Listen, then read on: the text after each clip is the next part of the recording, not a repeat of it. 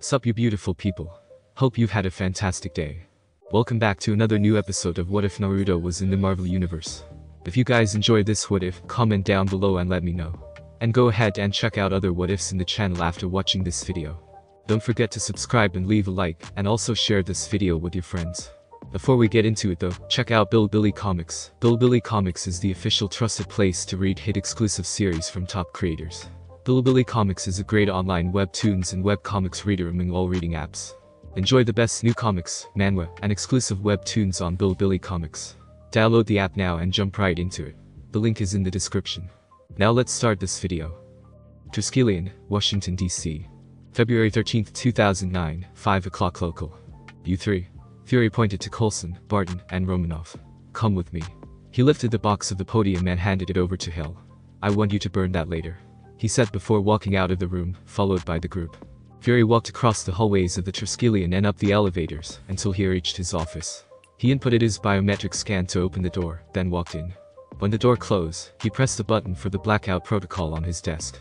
What do you know, Romanov? Fury inquired with a hard glare. Too much, Natasha answered promptly. But too little about this, she continued. Explain, Fury ordered. Natasha took a second to formulate an acceptable and coherent answer. This is one of the downsides of dating Naruto. Fury knows she knows stuff, and that fact is bugging the hell out of him. There are times she thinks that Naruto dates her for the express purpose of pissing Fury. Let me start from the end, boss, and work my way back because the first part would take over the whole conversation, Natasha said with a shake off her head. Just remembering the whole sorcerer incident is stressing the fuck out of her. We just got into bed at around 3 AM when Naruto said something about Tony being in trouble before leaving, she continued. 3 AM? What the hell are you doing up at 3 AM when you're on vacation? Clint asked, but an idea came to his mind, and he suddenly backtracked. You know what? I don't want to know, he asserted. Get your mind off the gutter, Clint, Natasha scolded before adopting a mischievous and sultry grin. We finished at 12. I need my rest, you know, she added.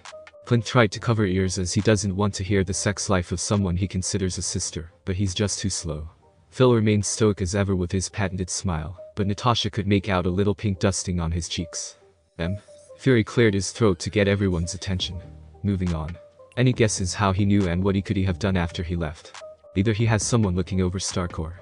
Natasha replied while pulling out a Hiraishin kunai. He has something like this and was able to call for Naruto. She replaced the kunai to her holster. Ever since Natasha figured out what those knives do, she never went anywhere without it.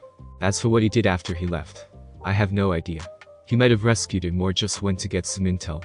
When he came back an hour ago, I just had him bring me here. Then he went again, she finished. Fury rubbed his forehead. The one thing he hates the most is being left in the dark, and Naruto is a fucking black hole. He typed into his computer until he found what he's looking for and turned the screen towards the audience, revealing Frank Castle's military picture. How about him? Do you know anything about why one of the best Force Recon is doing undercover bodyguard work for Stark? Fury asked with a raised eyebrow. Either Stark knew there's a threat to his life and hired the best guy he could find, or somebody knew he's in trouble and sent the same guy. Either way, Naruto is more than likely involved, Natasha answered with confidence. Fury thought what they should do next for a few moments. With Naruto taking point, the whole situation would be resolved quickly, but sitting back is not an option. My orders remain the same. I don't want Peggy Carter to rise from the grave because we didn't do anything to save his godson. Natasha almost went into a coughing fit, hearing Fury talk about the exaggeration of Peggy Carter's demise. Now, we're done talking about the Stark fiasco, let's circle back to what you say is the first part of your story, he suggested. Ah, right.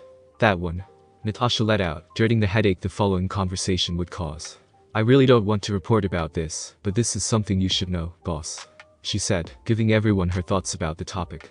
Just spit it out, Romanov, Fury exclaimed, wanting to get the conversation over with. Natasha took a deep breath and started. We were sleeping on our bed at around 2:30 when I woke up to a feeling of someone watching us. I reached for the knife under my bed and started to look around. That's when I saw two people standing at the foot of the bed.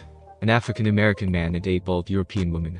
I threw my knives at them, but it just bounced off after they created circular sparking shields. Another one of Naruto's weird friends, Clint asked. That's what I thought so too, so I woke Naruto up. After a struggle to get him out of bed, I finally managed to get them out of the room, but I eventually followed them to the living room. They introduced themselves as Karl Mordo and the Ancient One, Natasha said. Fury immediately turned the screen back to him, typed in the name Karl Mordo, searching their databases for it. Karl Mordo. Says here that the guy died 18 years ago. Fury turned the screen around towards the group. Is this him? He asked. Yeah. Exactly that. He hasn't aged a day. Natasha commented as he's looking at the picture. What else did they say? Fury asked. There's only one message. Don't save Tony Stark. Natasha said with a serious look. Of course, he didn't take it well, so he led me back to the bedroom. Before we got inside, though, Mordo released some kind of rope to grab on Naruto's arm. He told me to get in the room, and everything after that is just a second-hand story from Naruto. He said that they brought him to another dimension and tried to trap him, but of course, it didn't work. She finished with a shrug. Can you give me a summary of this because it looks like you're saying magic is real? Clint requested sarcastically while cleaning his ear. Sorcerers visited Naruto to stop him from saving Tony Stark, since they said that the fate of the universe depended on it. Natasha summarized. Fury walked back to his chair and flopped down. I miss it when the most amazing thing the world has ever seen is a man that could lift 5 times his body weight. Fury commented before looking back at Natasha. Any idea how to find them? Natasha thought back on every detail she got from the short meeting, examining it frame by frame, scene by scene until she could give something usable. Only one thing stood out, boss. They're wearing robes with an Asian influence. If it were me searching, I'd start looking anywhere in South or East Asia, Natasha suggested. That's a huge range, Fury commented. Good thing I'm not the one going to look for it, Natasha replied with a smug smile. Stark's Mansion, Malibu, Los Angeles. February 13, 2009, 7:30 local. Naruto left the Triskelion in the middle of Fury's talk and decided just to sleep back in New York. He woke up a little earlier than the agreed time of his return, but decided just to go to law anyway, and it's one of the best choices he ever made. When he got to Tony's underground garage, he saw Pepper berating Tony at the other side of the holo table, while Yunsen and Frank are sitting at a table at the other side of the room, enjoying the show. He walked over towards the audience and pulled up a sit. Did I miss anything? Naruto whispered while still looking at the couple. Not much. She just got here 3 minutes ago, Frank answered while drinking his beer. What happened anyway? Naruto asked. Tony's Share Force buddy. Frank started. Rhodey. Naruto interjected. Yeah. Rhodey. He called Stark's girl over there that we've been napped. The computer voice stingy. Jarvis. Naruto interjected again. Yeah. That. Alerted the Redeed that we're here. So the girl ran down here and started to dress the living shit out of Stark. Frank finished, causing Yunsen and Naruto to snicker. Naruto then focused on Pepper berating Tony, thoroughly enjoying the show. I mean, how could you not tell me? You have a hole in your chest with the car battery sticking out of it. Isn't that enough to wake me up? You at least could have called Rhodey. I almost had a heart attack. Pepper shouted in a tirade, her face red with anger. I was going to tell you when you woke up. I didn't know you were going to wake up because of Rhodey's call. Tony defended until he noticed Naruto at the edge of his sight. Besides, Naruto needs to bring us back, he said, redirecting Pepper's ire towards Naruto, giving him a breather. What? Pepper shouted before turning her head towards Naruto. Shit. Naruto shouted, but Pepper is already heading towards him. He had to step back at the intensity of Pepper's glare. Frank and Yunsen made a tactical retreat. Why do you need to bring them back? Pepper shouted. Naruto let out, not able to form coherent sentences. Spit it out. Pepper shouted again, making Naruto jump 6 feet into the air. Because he still needs to be rescued. Naruto finally replied. He's already here, right? It means he's already rescued. Pepper reasoned. By me? Nobody knows about me. Naruto replied, but Pepper only flashed a confused look. Come on, Peps. Don't tell me you aren't even a little bit suspicious, right? Of course, Pepper was suspicious. The whole Naruto enigma is suspicious. He just gets in and out everywhere he goes, knows too much, and the entire endless pocket thing trick he does. She reasoned with herself that Naruto is some kind of super agent sent by a government agency to protect the family, since the Starks is one of the backbones of America's economy. It kind of works out too, since when Naruto and Tony first met, they took down a crime syndicate that's operating within their casino. The next time he comes back was a few months after Morgan. Pepper thought that the government wanted to help them keep Morgan safe. Naruto's help with rooting out spies supported her theory. Add the fact that Naruto is also dating some kind of super spy based on his stories, and it's practically a locked-in answer. You're a spy, right? Pepper blurted out, mirroring her thoughts. Fuck, no, Naruto exclaimed. Except for my Hime, of course. He automatically added before he shook his head to focus back on the conversation. Getting back on track. I'm not a spy. I'm just a guy on vacation forever. Ask Frank over there, he said while pointing at Castle. I met him while on vacation in Afghanistan. Frank had to shake his head, remembering that particular conversation. He had a fucking migraine after it. Sir, the fabrication is done. Both items are ready to come up, Jarvis said, putting an end on Pepper's warpath. Go ahead, Jarvis. Put up the reactor first. Tony replied before looking towards Yinsen. Come on. You help build it. You'll help to place it in. He said as he walks towards the floor space, which suddenly opened. You realize I'm not that kind of doctor, don't you? Yinsen retorted, but he still walked over towards Tony. He stopped in his tracks, though, when he saw the glowing blue cylinder rising on the podium. See this? This is the future. Tony boasted while picking up the miniature arc reactor and walking towards the reclining chair. Yinsen followed Stark, excited with the opportunity to hold something like the arc reactor. What are they going to do? Pepper asked, nervous after getting the first real look at the electromagnet in Tony's chest even at a distance. He's going to change the magnet to something more portable and powerful. He needs more juice for the next part of his plan. Naruto answered. What next plan? Pepper asked again. Now that's a surprise. You don't have to wait long, though, since they're almost done. Naruto replied while pointing Tony standing up from the chair. Pepper finally saw the real size of the electromagnet, and it's a lot larger than she thought. Jarvis, you can pull up the next one. Tony ordered. Of course, sir. Jarvis replied. The large panel on the floor opened. Slowly, the group can finally see what Project Knight is all about. A hulking behemoth of metallic gray armor made of thick panels of steel and hydraulics. They can see guns and canisters placed around the suit. Tony walked over to the suit of armor and inspected it all around. A lot cruder than what I would like, but what can you do in 6 hours? Tony commented with a shrug. Tony, what's that? Pepper shouted. This would make sure that we make out of the cave hole. Tony replied while pushing a button on the side, and the front armor lifted. He then walked to the inside of the armor and closed the panel. What are you doing? Pepper asked. Tony releases a breath of exasperation. He understands that Pepper is asking all these questions out of worry, but this is all too much. I'm going to wear this, and we're going to walk out of the cave. Frank would be right behind me, shooting at everything not friendly while Yinsen would hang back. Tony laid out their plan, so Pepper knows what they would do and can calm down a little. The suit started up, enabling Stark to move around. He walked towards Pepper, who's holding in her tears. Don't worry, Peps. This thing, he said while tapping his chest, can stop half a case of 50 cal machine gun rounds. It'll hurt for sure, but I'll be alright. He placated. Pepper gave a small nod and tried to hug Tony, but the armor made it a hard task.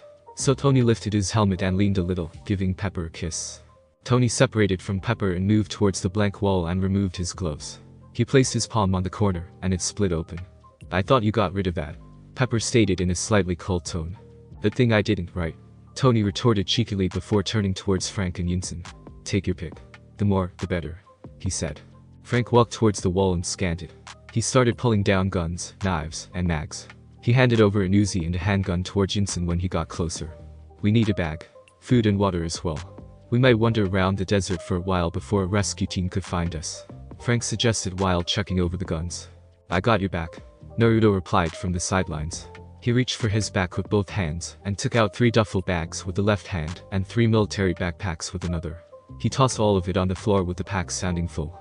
Yinsen walked over to the bag and opened it, revealing an assortment of crackers, MREs and emergency water. The duffel bag is for anything else you might need, Naruto added before reaching behind him again. I forgot that I got this too. Showing them 3 Special Forces grade bulletproof vests. Just save the last one for Tony after all the chaos.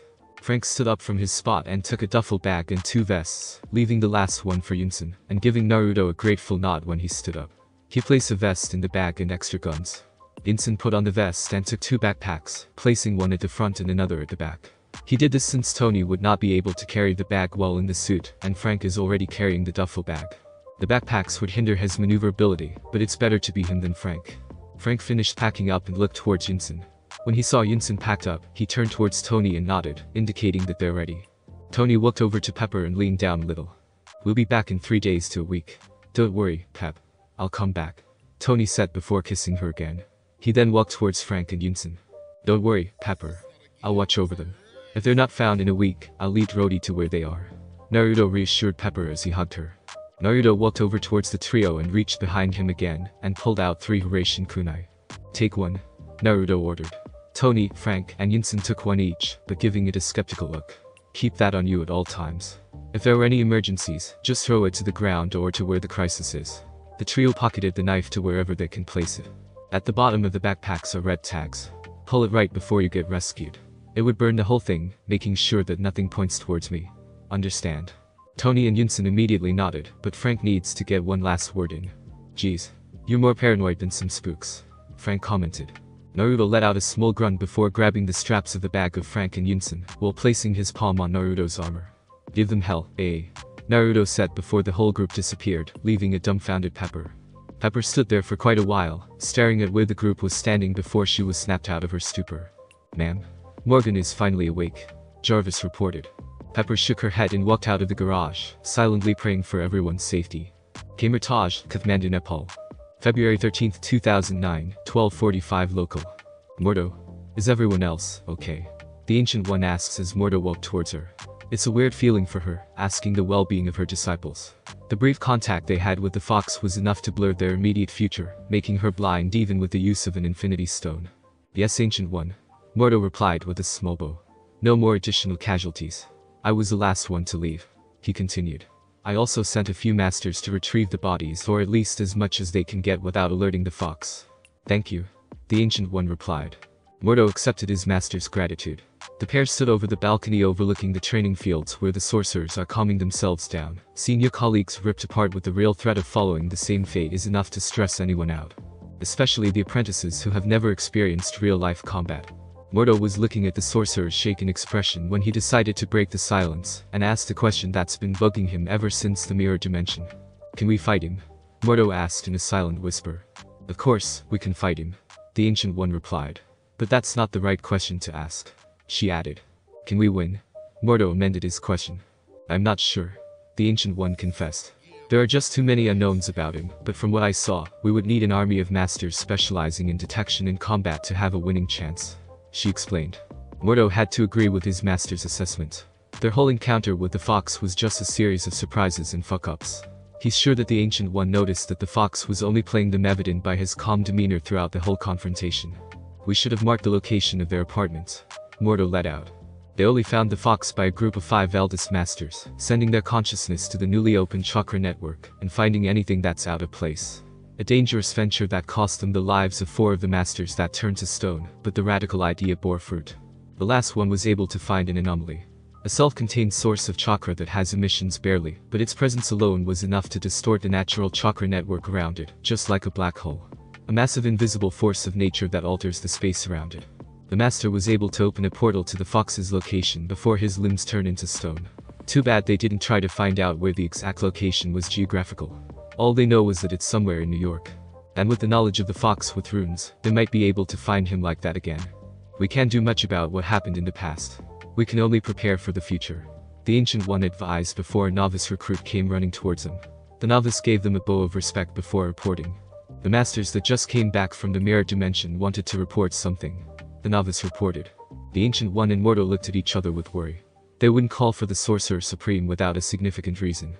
It is more concerning if it has something to do with the bodies of the sorcerers. Tell them that we would be right by. The Ancient One ordered. The novice bowed again before leaving. She released a sigh and looked towards Mordo. Let's go. I want to finish to know what could be worse than having somebody ripped apart.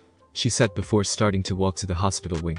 Mordo followed behind the Ancient One while calming himself down using one of Kamertaj's breathing techniques.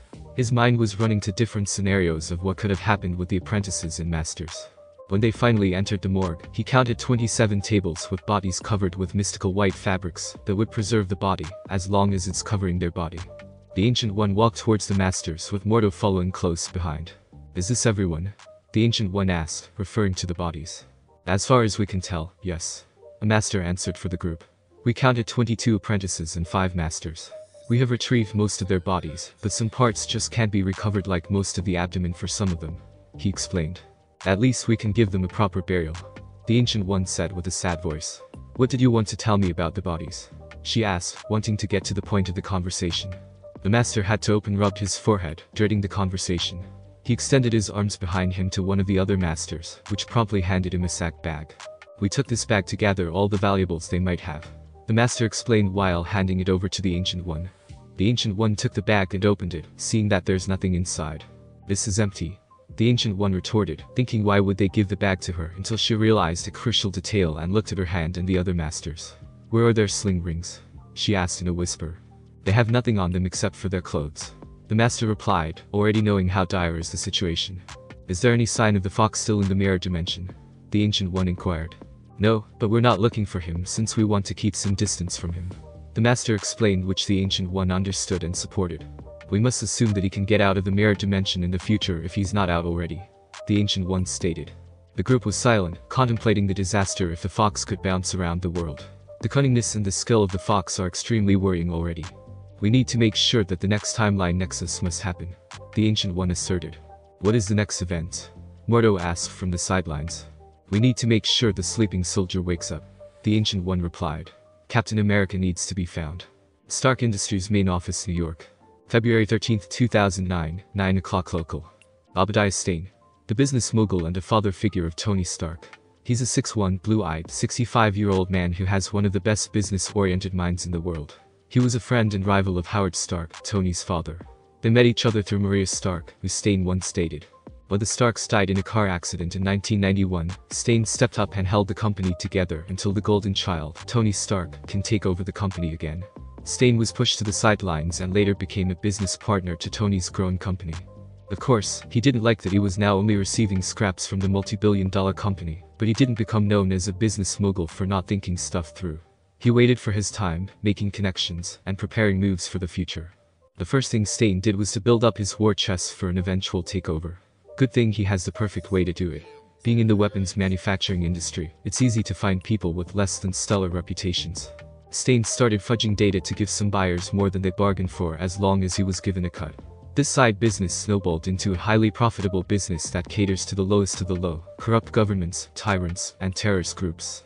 The moment Stane has enough money to raise his stock share from 10% to 51% to have a majority share, he enacted the second stage of his plan, removing Tony Stark, and he has the perfect opportunity to do it, Tony's trip to Afghanistan. He only heard about it through the grapevine, since Stark has been weirdly keeping a distance from almost everyone for at least 3 years, even him. He has never placed a foot on the Stark mansion in Los Angeles at the same time frame. Stane called Raza Hamidmi al-Wazir simply Raza. A 5'9", 40-year-old, an Afghan man, who also happens to be the general of the Ten Rings, one of the most vicious terrorist cells. Their job, kill Tony Stark. He made some moves to make sure Tony is in the best possible situation for an ambush, but it seems it didn't work out, since they captured Tony Stark and some guy he didn't know about. Raza started extorting him for more money when they found out how valuable was the target.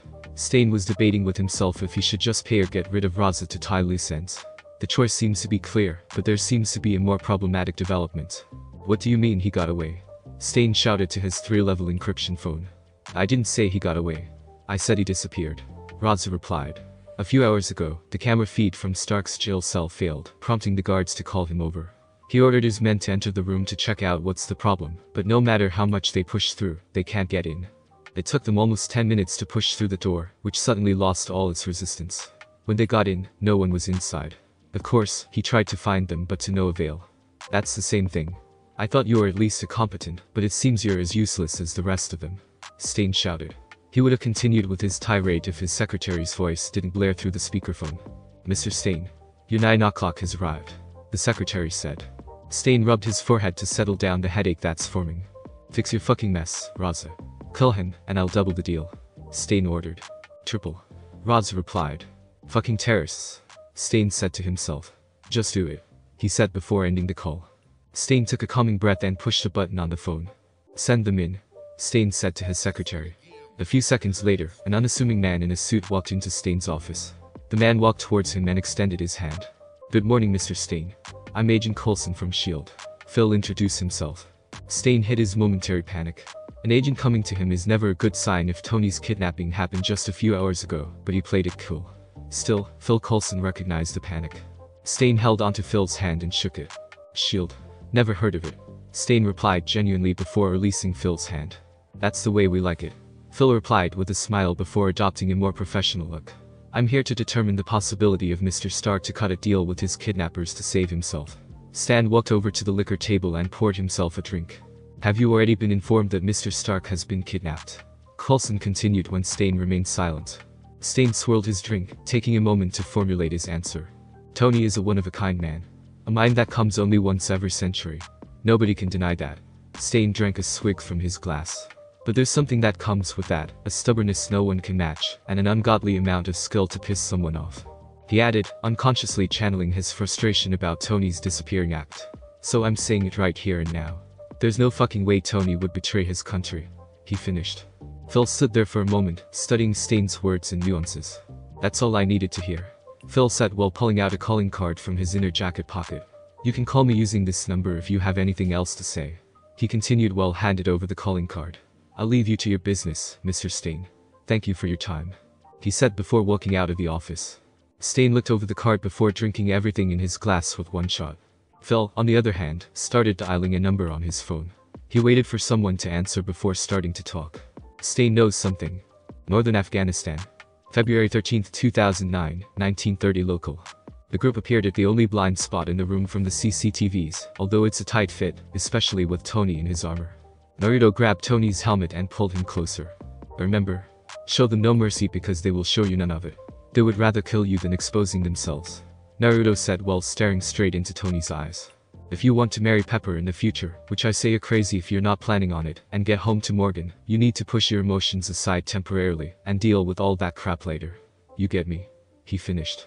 Tony internalized everything Naruto just said. He acknowledges and agrees with everything, but it's never easy to make a soldier out of a man.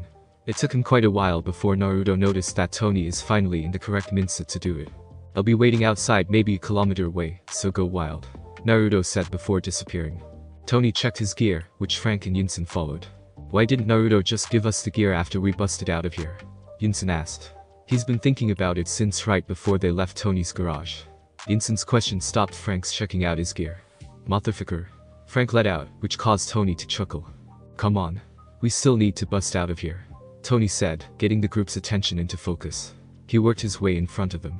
They're now starting to hear shouting coming from outside the door. Somebody probably saw the massive armor suddenly appearing inside the cell. Ready? He asked. I'm just waiting for your sorry ass, Frank replied from behind the Tony while simultaneously cocking his rifle. I'm good, Yunsen answered. Alright. Let's wreck us some terrorists, Tony declared before marching a few feet in front of the door while keeping a little bit of the side. Frank moved forward and planted a few charges around the door. He walked behind Tony again, waiting for the perfect time to blow it. The vault-style door handle started to turn, and Frank knew this was the ideal time. He pushed a button, and colossal explosion propelled the door outward, immediately taking out a few terrorists to the other side. Tony marched forward while keeping his arms aimed and swiveling around, looking for any threat that might suddenly show up at the corner. He stepped over the bodies while resisting the urge to look down. He can feel the slippery wet floor with some steps feeling more squishy than the others. When Tony reached the down door, he has no choice but to look down so he could step over it. But it quickly became apparent that it's a bad idea. He saw a man with multiple contusions to his face. It was all deep enough that he could see the skull. He could also see a semi-solid jaw flowing out of a deep crack by the side of his head. Frank saw Tony slightly panicking, so he started knocking on his armor. Keep it together now. Panic later, Frank said with authority, trying to keep Tony's focus on the task at hand. It worked though, since Tony started walking forward again. As soon as they turned the corner, Tony was immediately assaulted by a rain of gunfire. He started firing the machine gun on his arm towards the group, with Frank shooting too, while using him as cover. Yunsen stayed behind the corner. The terrorists didn't even stand a chance with the Tony and Frank combo. The pair mowed down everyone they come across with Yunsen lagging, making sure that the duo didn't miss anyone. The trio moved in that formation until they reached a large cavern with multiple corridors. A large group formed a firing squad with a few of them carrying machine guns. As soon as Tony went into the firing squad's view, the team opened fire at them. Tony had to backtrack against a hail of bullets. Fucking hell, Tony exclaimed. He's not sure if his armor could handle all of it. Frank gave their group a fighting chance with his quick thinking when he tossed 2 flashbangs toward the firing squad. When the gunfire stopped, Tony rushed forward and gunned down the team while simultaneously using the flamethrower. Tony something at the corner of his eye, which caused him to be alarmed. RPG, Tony shouted. Frank made a quick turn and shot down the man with the RPG. Tony's flamethrower caused it to blow up, caving in some corridors. The corridor to the left. Go, go, Frank shouted, pointing Tony to where they should head next. As the group moves out of the cave, Yunsen had to use his gun a few times to shoot at some enemies they missed during their first run through. Tony could finally see the exit, and he was surprised by what he saw. Aside from another firing squad set up around the cave opening, he also recognized several different size cases marked with his company's logo. Like the last time, the firing squad opened fire at them, but Tony didn't back down this time. He let the armor absorb the abuse, with Frank occasionally shooting down men with RPG or grenades. Our turn, Tony said with an excited tone before he emptied his guns and flamethrower ammo, making sure every weapon from his company is burned or destroyed. Frank followed Tony's example and opened fire on everyone, while letting occasionally tossing grenades and C4 packs to the weapon cache. By the end of it all, the open space in front of the cave is flames, bodies, and craters. Tony's group walked around the fires and started walking towards the open desert. Frank took the lead, followed by Yunsen and finally Tony. This setup is used so that if anyone coming after them would aim at the armored man first before anyone else. Tony couldn't resist but turn around when they're quite some distance away, and saw a mesmerizing sight. Tall flames are rising up high, illuminating the nighttime sky. That's just one of them, Tony said to himself, thinking how much Stark Industries weapons are in the hands of other groups like this. Northern Afghanistan. February 13, 2009, 2015 local. We need to stop, Tony shouted. The suit's already out of commission. The suit should only have lasted for 10 minutes of rigorous use. So Tony was surprised by how long the armor had held up. He started to unfasten the armor from his body before raising the front panel and walking out of it. You're not just going to leave it, are you? Yunsen asked while handing over the extra backpack to him. Tony took the bag and put it on, making sure he strapped everything securely. Yeah, but we can't carry the whole thing. Besides, it'll just be a pile of metal scraps when I'm done with it, Tony replied with a grin. Frank was scanning the area with his gun sight, using the moonlight to look for any trackers. He was also looking for anything that they might be able to use to set up camp. He knows that the people he's with aren't exactly fit for a night-long trek. Hey Frank. We have 10 minutes to get as far away from here as possible, Tony shouted after flipping some buttons inside the armor. Frank, Yunsen, and Tony started jogging away from the freestanding armor. What the hell did you do? Frank asked. I'm getting rid of it, Tony replied, a little out of breath. The desert terrain is sapping his energy away. Did you install bombs in it? Frank shouted, realizing it's the only way anyone could get rid of something like that so quickly. Maybe, Tony answered a little sheepishly. Are you crazy? We were getting shot at, and you had a bomb inside of the armor, Frank retorted, questioning how intelligent the Stark really is. Hey.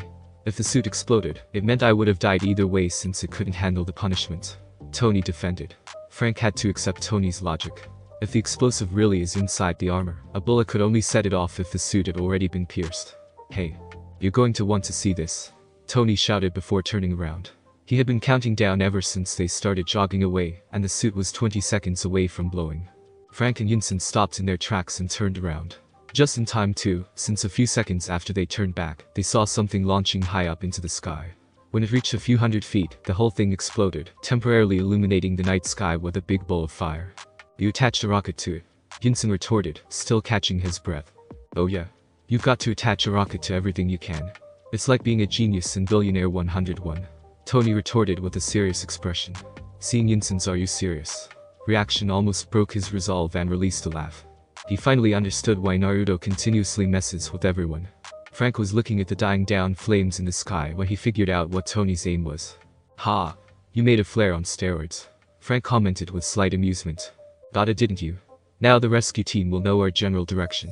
We just need to get ahead of every other terrorist near here. Tony thought about his reply before realizing a fucking colossal flaw. We need to move around. Fuck. Didn't think of that. Don't worry about that for now. It's easier to deal with 1 or 2 guys looking for us than being stranded in the desert for 7 days. Frank replied while checking over the remaining ammo inside the duffel bag. Come on. We still need to set up camp, he suggested. Yup, that's probably a good idea. A voice suddenly answered out of nowhere, which prompted Frank and Yunsen to aim their guns at the voice's direction. Whoa. Easy. It's me. The voice continued as Naruto walked out of the darkness. Fucking hell.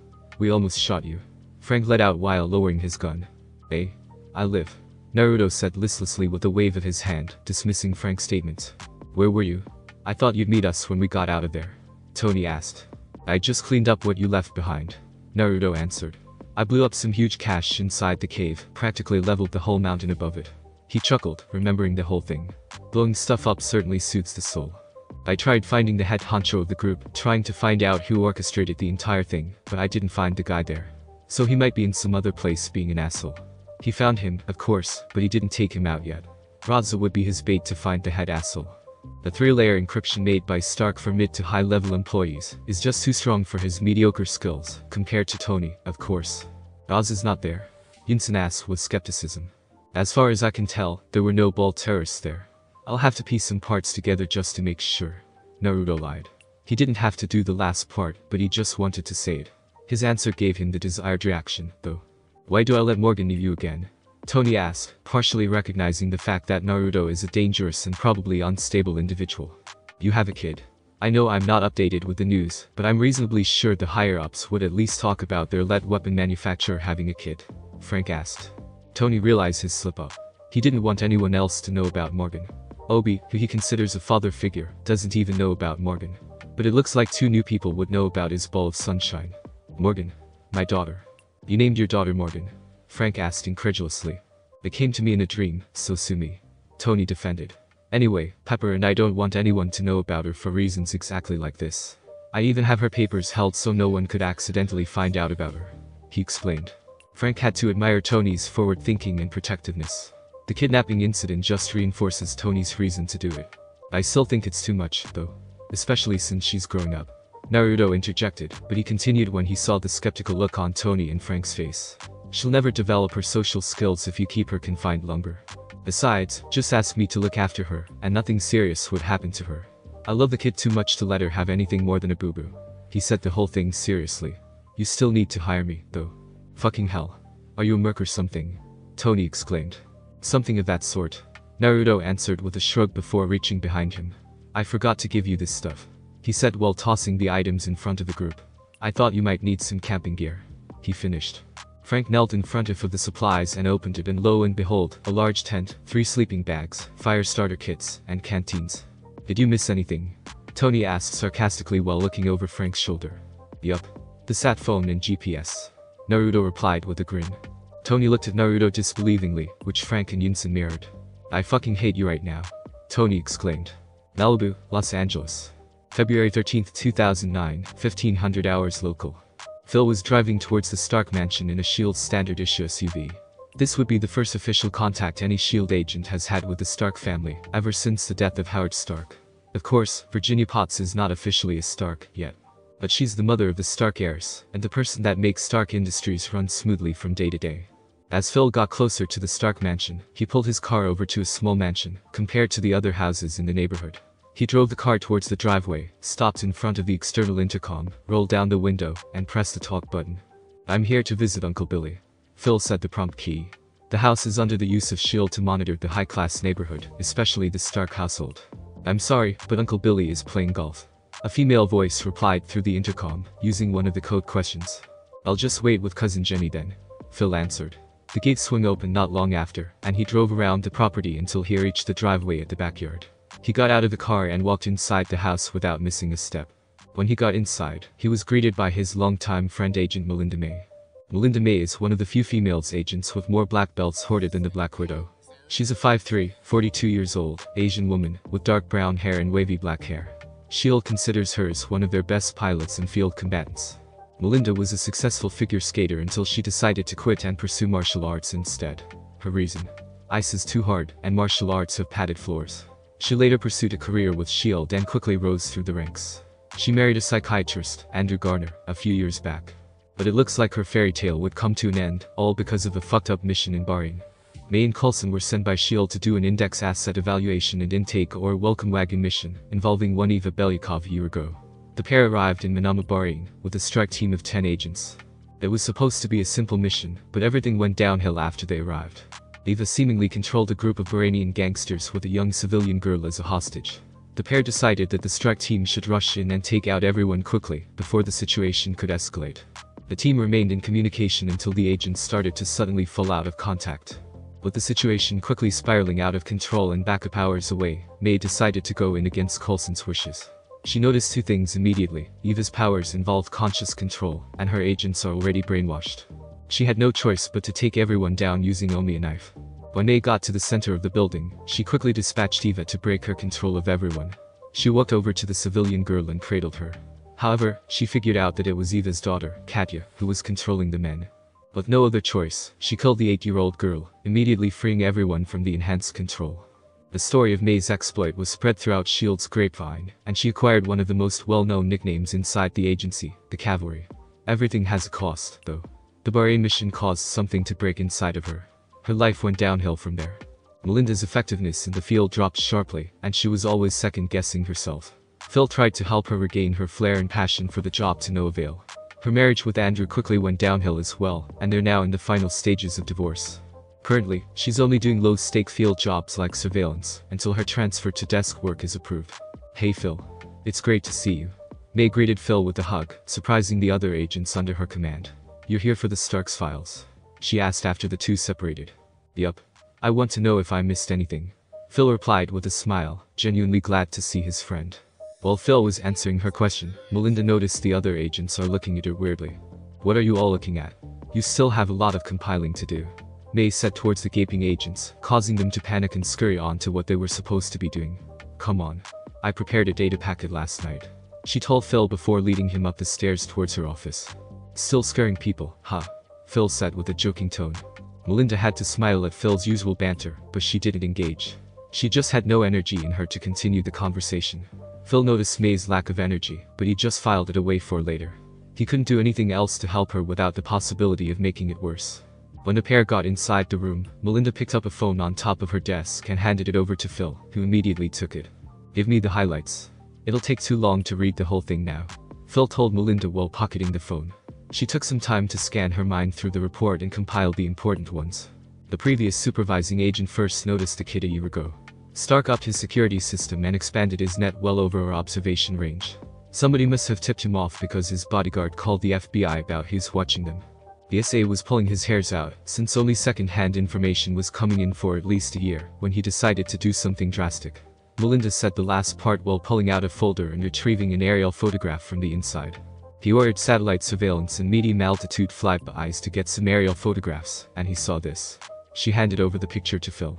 He immediately focused on the circled area. Stark, Potts, and a kid no one knows about. How the hell does no one know about this? Phil asked a question that's been bugging him since he first heard that Stark has a kid. A rich and powerful businessman who has connections with influential people. Probably held up her paperwork somewhere down the line. Melinda answered with a shrug. What about the mysterious boarder? Any idea who it might be? Phil asked. Every one of them is pretty much convinced that it's Naruto who's living with the Starks, but it's better to have some evidence. No? Not really. Melinda answered with a shake of her head. We only know that someone's living with them in there because of a series of infrared satellite images. She said while looking through the files and showing a compilation of photographs. There's a heat bloom that shows from this room right here every once in a while. No real pattern for when the room is being used. She switched the photo with another one behind it. When we figured out that someone is staying there, the tech started to comb through the pictures and cross-reference it with the logs of visitors, but we couldn't find out who it is. It's like he or she appears and disappears whenever. Phil is now 100% certain that Naruto is the Stark's boarder. He only knows one guy that could get in and out of anywhere. Naruto probably remained in contact with Tony Stark after the Vegas incident. Talk to me, Phil. You know something. Melinda urged after seeing a familiar look on Phil's face. The one where he just confirmed something. Phil snapped out of his stupor and looked straight at Melinda with that trademark smile of his. Can't tell you, May. Omega level clearance only and all that. Phil replied with a smug smile. Omega? We don't have an Omega clearance. Melinda retorted, genuinely confused, but Phil flashed an enigmatic smile. Exactly. Phil answered before walking out of the room. Fucking protocols. Melinda exclaimed while following Phil. Phil and Melinda reached the back door when Phil turned around and took something from his pocket. This is a receiver. I'll try to deploy some bugs inside while I'm there. Phil said while handing over a flash drive-like item to Melinda. Thanks. Melinda replied while talking the receiver. Phil suddenly turned serious and stared Melinda straight into her eyes. How are? Phil started. Don't. Melinda interrupted. I'm going to get transferred one way or another. She continued. Okay. Phil said while raising his hands. I just want to be sure that this is what you really want. It is. Melinda answered sincerely. You should go and interview the secretary/girlfriend. She finished with a smile. Yeah. I'll see you soon. Phil replied while walking out of the door. As Phil was entering his car, Melinda said one last message. Stop by before you go back. Thanks for listening. I do hope you enjoyed. If you want the next part of this video, like, subscribe and comment down below, and turn on the bell notification. And also check out other videos that I have created and enjoy. See you in the next video. Peace.